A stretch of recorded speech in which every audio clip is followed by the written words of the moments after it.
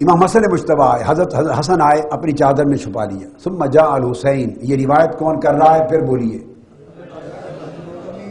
ام المومنین حضرت عائشہ صدیقہ رضی اللہ تعالی عنہا.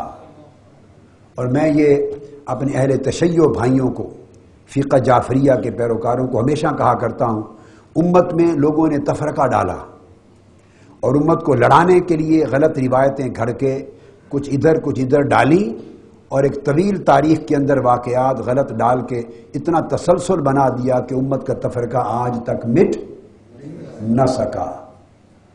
حدیث کی اونچے درجے کی کتابوں سے بڑی صحت والی کوئی کتاب نہیں ہوتی. ام المومنین عائشہ صدیقہ رضی اللہ تعالی عنہا کی طبیعت میں اگر ایک رتی کے کروڑویں حصے کے برابر بھی قد ہوتا، میل ہوتی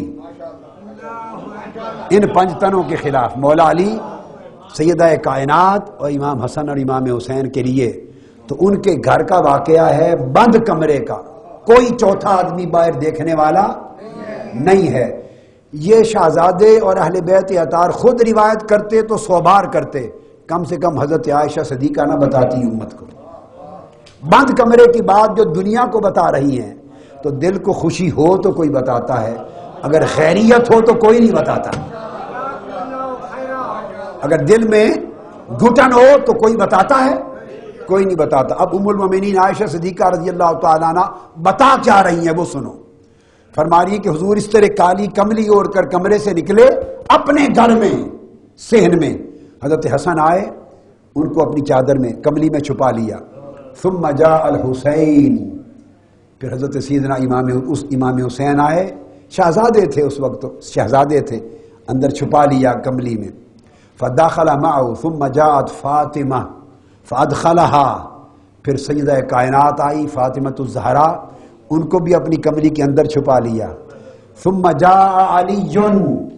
اب یہ نہیں کیا بھئی حضرت فاطمہ تو بیٹی ہوئی، صاحبزادی ہیں، حسن و حسین تو شہزادے ہوئے، بے تینوں کو تو کمری کے اندر چھپا لیں.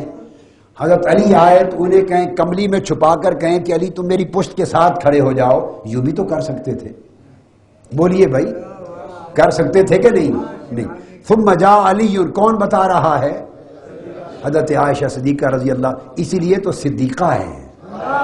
ہائے ہائے، اتنا سچ بتاتی ہے، اتنا سچ بتا، اس لیے صدیقہ ہے.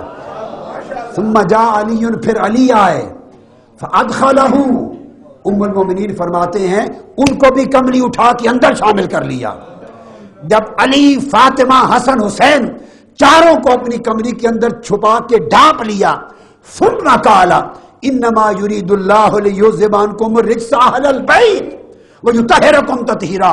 اے اہل بیت، اللہ ہر رجس کو تم سے دور کر کے تمہیں پاکیزگی کی انتہا تک پہنچانا چاہتا ہے، تمہیں طہارت کا پیکر اتم بنانا چاہتا ہے. یہ ام المومنین حضرت عائشہ صدیقہ رضی اللہ تعالیٰ عنہ کی روایت آ گئی. اب یہ مسلم میں بھی آئی، یہی حدیث ترمذی میں بھی آئی، ترمذی میں، اور پھر آگے ان سے سب روایت کرتے گئے. تو جامع ترمذی میں بھی یہ حدیث آئی. پھر اسی حدیث کو آگے سعد بن ابی وقاص نے بھی روایت کیا. گھر کے اندر تو یہ لوگ نہیں تھے نا، آنکھوں کے سامنے واقعہ تو حضرت عائشہ صدیقہ رضی اللہ تعالیٰ عنہ کا. پھر ان کو تو پہنچانے والوں نے پہنچایا. حضرت سعد بن ابی وقاص، میں بتا رہا ہوں علماء اہل سنت، یہ بدقسمتی ہے، آگے میرا نقطہ آئے گا. خارجیت نے امت مسلمہ کے عقائد پہ بڑا بدترین اثر ڈالا ہے، اور اہل سنت اس سے متاثر ہوئے ہیں. اہل سنت کہلانے والے، دم بھرنے والے، تھوڑا یا زیادہ کہیں نہ کہیں. اور خارجیت نے حب اہل بیت کا جو نقطہ ہے ایمان کا، اس پر ضرب لگائی ہے، اور ان کو یہ تاثر دیا ہے کہ اہل بیت کی محبت، ان کی شان کی طرف جو رغبت ہے، یہ تشیع ہے. یہ سوچ خارجیت نے پیدا کی، چونکہ خارجیوں نے سب سے پہلا ٹارگٹ دشمنی کا مولا علی المرتضیٰ کو بنایا تھا. اس سے یہ سوچ چلی.